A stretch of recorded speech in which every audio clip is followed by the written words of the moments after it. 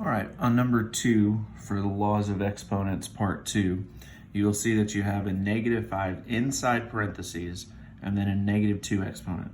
So because of the negative exponent, you need to move this down to the denominator and change this to a positive. So it would be 1 over -5 squared. Now you'll notice that I left the -5 still in parentheses. Since it's in parentheses, that means it's going to be a -5 times a -5, so therefore it will turn to a positive 25. If that negative was not in parentheses, then it would stay negative. That's number 2. Number 18, we've got a lot of stuff that we have to do here. So usually what I do is I try to clean up the top and the bottom before I start moving stuff. So you'll see you have an exponent raised to an exponent, so that means multiplication. So this times this will make that x to the 8th. And then here you have a 1 right here. So this is like saying -1 to the 1 power.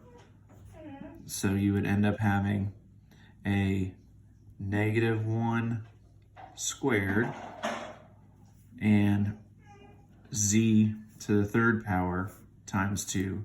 So that's like saying z to the 6th. Okay. Then we're going to leave that negative exponent for now. This would get multiplied, would give me 8. And then this here, again, same thing. I have to put a 1 here. So it's going to be 2 to the 1 power. So that's going to be a -2 squared. And a 3 times 2, so that'll be y to the 6th. Okay, now the only negative exponent that I have is this right here, so that's going to have to get moved up here to the top.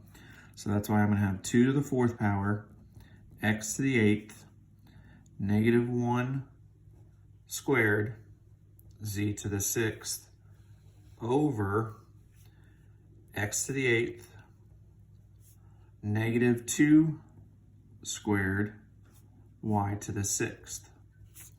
Now I can go ahead and do 2 times 2 times 2 times 2. Okay, so that would give me 16. 2 times 2 is 4, times 2 is 8, times 2 is 16. And then we have this will make this will just become a +1.